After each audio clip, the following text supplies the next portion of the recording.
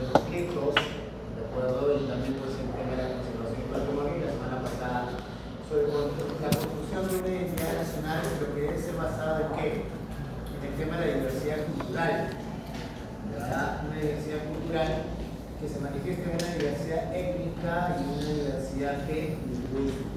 ¿Estamos claros? ¿Ya? Pero ¿qué cosa es el sentido de pertenencia? O mejor dicho, lo que vamos a conocer como peruanidad. ¿Ya? Escucha. La peruanidad se refiere al sentimiento de identidad que vincula a los pueblos y a los habitantes del Perú, basado en el afecto hacia sus tradiciones y la fe en su destino. ¿De acuerdo? Acuérdate, es un sentimiento que vincula a la gente, al peruano, con el país. ¿De acuerdo? Ahora, este sentimiento se ve, en este caso, hallado en las expresiones como la cultura, el arte, el folclore, vivencias cotidianas, el lenguaje, el idioma, que obviamente contribuyen a solidificar la idea de que el Perú, de lo que es el Perú en su integridad total. La idea que, como está de moda decir, que el Perú es claro.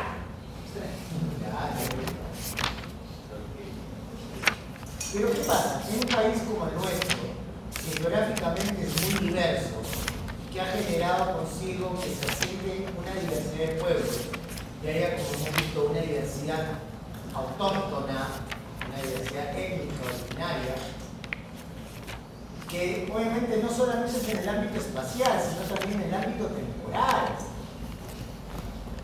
¿Por qué en el ámbito temporal? Porque a lo largo del tiempo han llegado consigo, ¿qué cosa?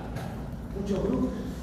Han llegado los españoles, han llegado los afrodescendientes, han llegado otros europeos como los italianos, los tiroleses, los austriacos, han llegado también asiáticos como los chinos en su momento y posteriormente los japoneses.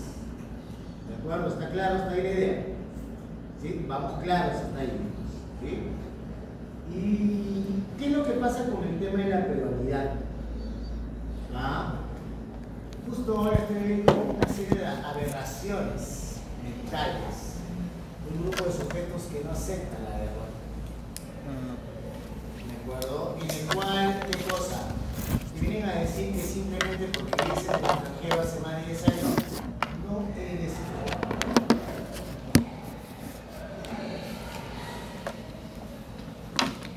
¿Ustedes están de acuerdo con eso? No. O sea, decir esa barrabasada, ¿no? Cuando más bien ellos que están afuera son los que más tienen el sentimiento de ¿qué? De peruanidad. Ellos inmediatamente, ¿qué cosa? Se vinculan con nuestra peruanidad al, ¿qué cosa? Al escuchar una canción, al ver una danza típica, a ver un plato típico. Se identifican ellos como peruanos.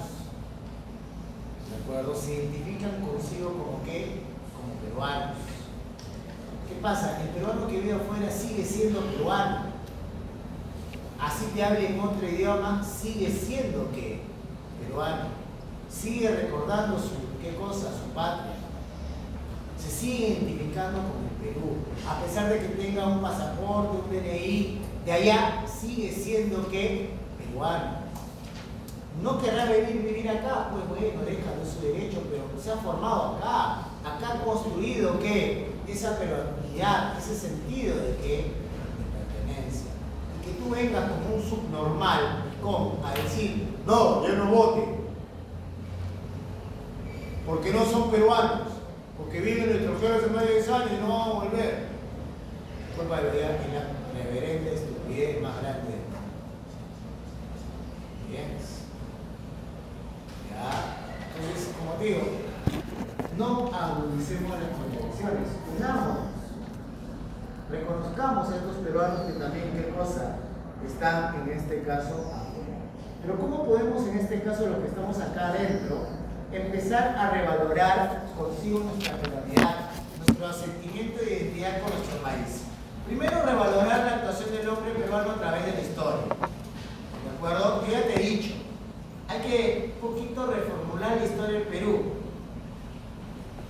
O sea, los hechos están, pero hay que dejar de construirlos a través de qué cosa? De de una narrativa lastimera, traumática, romantizada, idealista. Hay que ser fríos, hechos claros, concretos, que nos permitan, uno, entender nuestros aciertos y dos, comprender nuestros errores. ¿Para qué? Para no volver a repetirlos.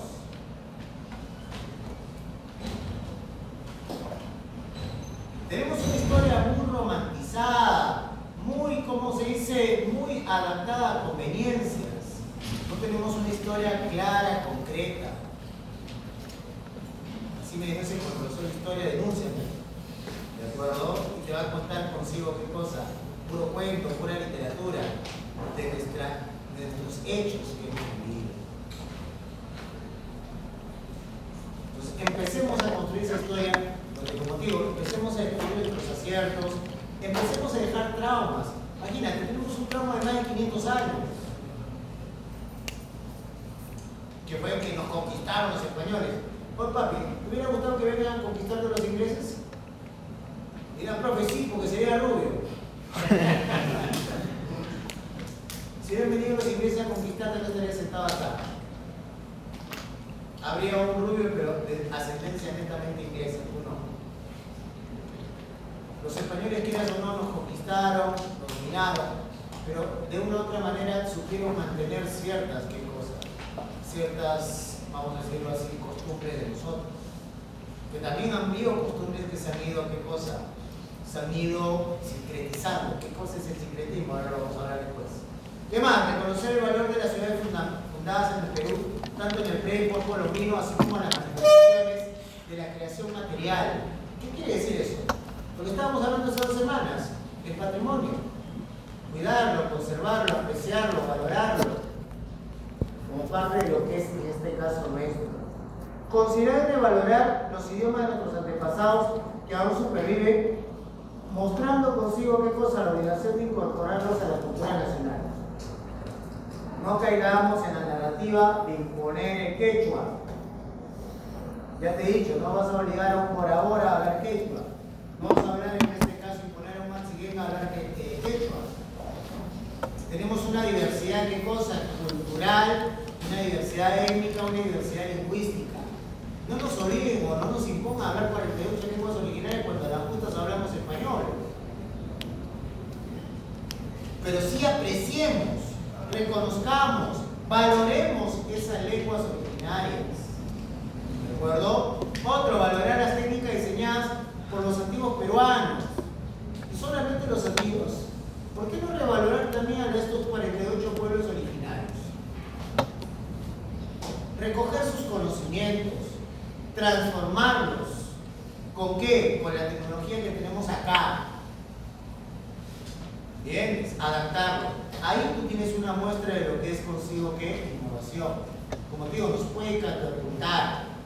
Otro, aprender las manifestaciones folclóricas autóctonas y las que han surgido producto del mestizaje, practicándolas y difundiéndolas sin discriminación.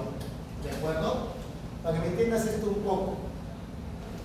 Yo, a tu edad, hace más de 30 años, yo ya toneaba en discoteca, pero yo empecé a tonear a los 14 años. Ya en las discotecas. Ya afanaba, ya andaba todo, ya. Pero ¿qué pasa? Más allá de lo que haya sido, ¿cómo te mataban un tono en esa época? Hace 30 años. ¿Cómo te mataban el tono? ¿Cómo te botaban del tono? ¿Ah? ¿Cómo se hace? Te ponían un baile. Te ponían un baile ya. Y la gente, música de cholos. Y la gente se quitaba. Así es como se mataba consigo, ¿qué cosa? Se mataba una fiesta. ¿De acuerdo? Ahora, a las 3 de la mañana, te ponen la linda flor, el pío pío, Juaneco su combo, el pijay, ¿qué pasa contigo? Mi mamá gana, todavía sigue estudiando. Y eso es lo que ha pasado en estos últimos 20 años. Y gracias a ustedes, a sus generaciones. ¿De acuerdo? En el cual, ¿qué cosa? Yo, por ejemplo, ya te he dicho, vivo en el campo de Marte. No, porque cuando salía con mi perro, nosotros lidiábamos los dos con los K-popers. Bueno, ya los 28, ¿no? Pero también, no más que lidiar, nos encantaba ver chicos o elencos de danza ahí en la nave del Campo de Marte, bailando de festejo, bailando consigo qué cosa, saya, bailando caporal, bailando wailash, marinera, o sea, era bacán. ¿De acuerdo? Digo era porque ahora el Campo de Marte parece que le cae una bomba atómica, ¿no? ¿De acuerdo? Y bueno, ahora lo han trasladado a la media 28 de julio y a lo de ¿cómo se llama esta? De los seres navales. Pero más allá de eso, más allá de que lo practiquen en ese sitio, es ver a ustedes que tienen esas ganas de conocer, de practicar, de difundir, obviamente, esas danzas, ese folclore, y lo más interesante, que lo aprecian. ¿De acuerdo? Que lo aprecian. ¿No? Y mucho de esto guarda lo que es el sincretismo. Entonces, el sincretismo, la capacidad que tienen algunas manifestaciones culturales de poder camuflarse, disfrazarse dentro de otras. ¿De acuerdo? Por ejemplo, la chicha, que es algo más reciente. La chicha es una forma de sincretismo. La chicha es la música chicha, la verdadera chicha, no estoy hablando de ahorita del hijo de Chacalón, esa es una mutación. Pero quiero que entiendas esto. La chicha tiene mucho sincretismo, ¿por qué? Porque la chicha es el estilo musical que viene con los migrantes del campo a la ciudad. Cuando llegan a una ciudad que obviamente es, ¿cómo se llama?, hostil con ellos, que los discrimina, los excluye. Entonces ellos, para seguir, ¿qué cosa? Manteniéndose. ¿De acuerdo? Y manteniendo sus tradiciones, camuflan, ¿qué cosa? El huayno con rock, cumbia. Y nace así consigo la chicha. O sea, si te escuchas la chicha de los años 70, Papá Chacalón, Linda, ¿no? Escucha las letras. Cuentan obviamente la cotidianidad del migrante. ¿Ya? Cuentan la cotidianidad, en este caso el migrante. Es una forma de qué cosa es sincretismo, de camuflar, de mantener consigo qué cosa, esta tradición, esta costumbre, dentro de otra qué, dentro de otra costumbre. ¿De acuerdo? Y eso lo tenemos, ¿qué cosa? El Perú lo ha mantenido desde la llegada de los españoles. Por ejemplo, el sincretismo lo vas a ver también en las patronales. Cuando tú veas en la patronal, vas a ver qué cosa. En la fiesta patronal vas a ver al santo, a la santita, que tiene un vestimento así, mira, en pirámide, ¿no? Y arriba una aureola. Hay una muestra de sincretismo, ¿por qué? ¿Por qué siempre tiene esa vestimenta así? Porque representa un árbol, un cerro. Y la aureola mayormente es amarilla, ¿por qué? El inti, el sol. La danza de las tijeras, porque obviamente durante la época colonial era vetada, porque era la danza en la cual los de las tijeras se manifestaban, ¿qué cosa? ¿Qué hacían? Celebraban el corte de ¿qué? El año Cristo. O sea, las tijerazas, ¿qué cosa es? Obviamente, mira cómo lo estoy chancando a tu Dios, a tu Cristo. ¿Cómo se llama? Jaguar fiesta. ¿Bajo quién? Al cóndor. ¿Y lo pico contra quién? Lo vamos a picar contra el toro. ¿Qué simboliza el cóndor? Un andino. ¿Qué significa el toro? El español. Quiere decir un montón de sincretismo, de símbolos que están ocultos obviamente en nuestras distintas manifestaciones, que obviamente se van construyendo. ¿De acuerdo? Se van a ir construyendo, ¿no? A lo largo consigo de qué cosa, del tiempo. Muy bien, ¿qué más? Como te decía, asumir el concepto de interculturalidad, que tiene que ver con el tema de la diversidad, de compartir con otras culturas, de acuerdo, como una constante vida, en este caso contemporánea, incluir la vida nacional de los 4,5 millones de pobladores organizados en comunidades campesinas y nativas, y otorgarles, bueno, no otorgarles, sino incluirlos, ¿no? Incluirles también el tema de la tecnología. ¿Qué cosa es el sentido de pertenencia? A ver, vamos a hablar consigo el sentido de pertenencia, que es considerado como un fenómeno que subjetivo, es algo que cosa mucho más emocional. Es un proceso emocional de elaboración personal, que se construye simbólicamente en interacción con quién, con otros, ¿de acuerdo? Con otros. Es una parte de una identidad personal que va ligado a un sentido de pertenencia a distintos grupos socioculturales que hemos considerado que hemos compartido características en qué? En común. En otras palabras, tu peruanidad, ¿dónde se construye? En tu lecho familiar.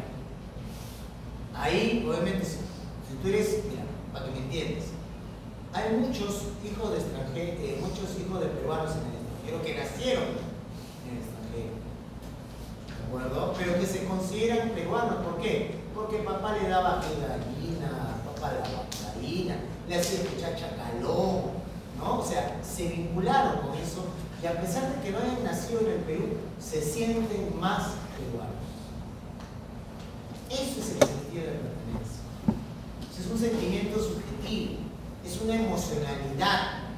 Para Henry Taffer ha definido la identidad social como ¿qué? Como aquella parte del autoconcepto de un individuo que deriva de su conocimiento de la pertenencia a un grupo social, con el significado valorativo y emocional asociado a dicha ¿qué? A dicha pertenencia. ¿Ya? Asimismo, asocia esta noción con la del movimiento social, en la que un grupo social o minoría étnica promueve el derecho a la diferencia cultural con respeto a los demás grupos y al reconocimiento de tal derecho por la autoridad estatal y los individuos. A través del tiempo y el espacio, la cultura ha adquirido diversas formas de manifestación, originalidad y pluralidad de estas identidades y en las expresiones culturales de los pueblos. Ahora lo vamos a ver por lo que es costumbres y tradiciones. Consciente de ello, la diversidad cultural constituye un patrimonio común de la humanidad. Como habíamos dicho la semana pasada, obviamente la UNESCO lo reconoce como ¿qué? Motor de desarrollo. Por eso debemos apuntar a ello. ¿De acuerdo? Y como te digo, de los pueblos indígenas. Vinculada a la idea de diversidad cultural surge la idea del sentido de pertenencia, a la cual, como te dije, se refiere a la adecuación al rasgo distintivo de la cultura, que implica una actitud consciente. Eres consciente de que eres peruano. Comprometido, porque de una otra manera, ¿no? Volviendo al tema de la premisa esto de que dicen que no deben votar los peruanos, ¿ya? Ellos, a pesar de que no viven en el Perú, se sienten aún peruanos y están comprometidos con nuestro país. Saben que no pueden venir acá porque de una u otra manera están impedidos o les está yendo bien allá, ¿no? Y que con esa plata sustentan a sus familias, pero igual no han dejado de qué cosa, no han dejado de votar. Porque es una manera de comprometerse con el país, con elegir en este caso el destino. Y que ahora vengan con esta idiotez de que no voten. ¿De acuerdo? ¿Qué más? Como te digo, se refiere a una forma de hacer un rasgo distintivo de la cultura que implica una actitud consciente y comprometida con una determinada colectiva y cuyo ser el sujeto participa activamente. El Estado, a través de sus organismos, debe promover este sentimiento de pertenencia, esta peruanidad. ¿Ya? ¿A través de qué organismo lo debe hacer?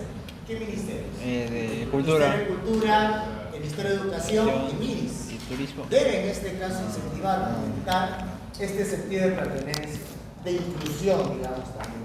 También lo tienen que hacer las instituciones civiles. ¿A través de qué cosa? A través de las ONGs y los medios de comunicación. ¿De acuerdo?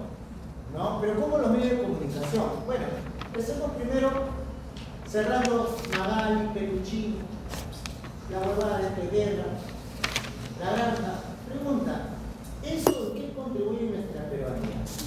Chisme. Que somos chismosos.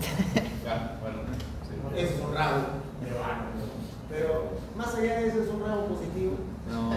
Entonces, que sean reemplazados con programas que obviamente difundan aspectos positivos de nuestra diversidad cultural. Ay, Pero de una forma más amena, no una manera lastimera, en el cual, ay sí, pobrecitos, los matigueños estuvieron olvidados 700 años. No, sino reconocer obviamente lo que hacen, cómo se divierten, cómo se vacilan. Enamorarnos de estos grupos. Y que estos grupos también se enamoren de nosotros, pues. Que dejen de vernos como lo que son.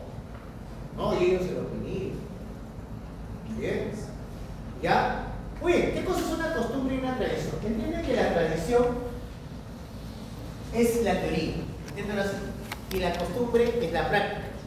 ¿De acuerdo? Entonces, en un país tan pluricultural como el nuestro, con una gran diversidad cultural, cultural, en el cual tenemos pueblos originarios dentro de esta diversidad geográfica, pero también hemos añadido consigo, ¿qué cosa? Aportes de las corrientes migratorias que han ido llegando, que han ido construyendo esta identidad de peruanos, ¿no? Como te dije, sea obviamente los españoles, los afrodescendientes, los italianos. ¿Qué más tienes consigo? A los tiroleses, a los austriacos. Tienes consigo a quiénes más, a los chinos, a los japoneses, a los chamos. El chamo también, aunque no creas, está aportando ¿qué cosa? En este proceso de interculturalidad. ¿Entiendes? Sino que tú eres medio xenofóbico, pero a ver, te comparte con un chamo, con una chama, en buen sentido. ¿Ya? ¿No? Y ahí vas a ver que obviamente ellos también están aportando, están poniendo su granito de arena en la cultura peruana. Una tradición es una manera de pensar, comportarse o hacer algo que a lo largo del tiempo las personas de una determinada sociedad, comunidad o familia han hecho de forma similar. Esta se transmite como de generación en generación. En cambio, las costumbres son las inclinaciones y los usos que forman el carácter distintivo de una nación, un grupo de personas o una sola persona en practicar consigo que una tradición. Por ejemplo, ser sanmarquino es una tradición. ¿Ya? Ser sanmarquino es una tradición. Es algo que obviamente se va construyendo de generación en generación. Se transmite de padres a hijos y así sucesivamente. El ser sanmarquino, ¿por qué? Porque está vinculado a ser peruano. ¿No? Por ejemplo, usted tiene un personaje que yo conocí, muy importante en mi vida, que es el que está detrás de su semarata, al final. El tío Bryce. ¿Ya? En el cual, obviamente, si usted ve el texto, hablaba que obviamente era San Marcos era el Perú de Arenas. Yo digo que San Marcos es el Perú chiquito. ¿Ya? O sea, lo que pasa en Perú es la versión micro de lo que pasa, ¿qué cosa? En San Marcos. O sea, San Marcos lo que vive es lo que pasa en el Perú, pero en versión micro. ¿De acuerdo? Pero ¿qué pasa? ¿Qué pasa en este caso con la tradición? Obviamente, San Marcos se ha caracterizado porque, obviamente, hay un vínculo, hay una emoción, en el cual siempre se ha caracterizado. ¿Por qué? Porque hemos aportado al país. ¿De acuerdo? ¿Qué pasa? San Marcos no hace al sanmarquino. Quiero que entiendas eso. El sanmarquino hace San Marcos. Ustedes que van a ingresar a la universidad no esperen nada de la universidad. Menos sus propios. ¿De acuerdo? ¿Sí? Ustedes van a construir San Marcos. Ustedes son los que obviamente con sus logros, con su titulación, con su chamba, van a dejar en alto el nombre de nuestro país y obviamente San Marcos. ¿De acuerdo? Esa es la tradición.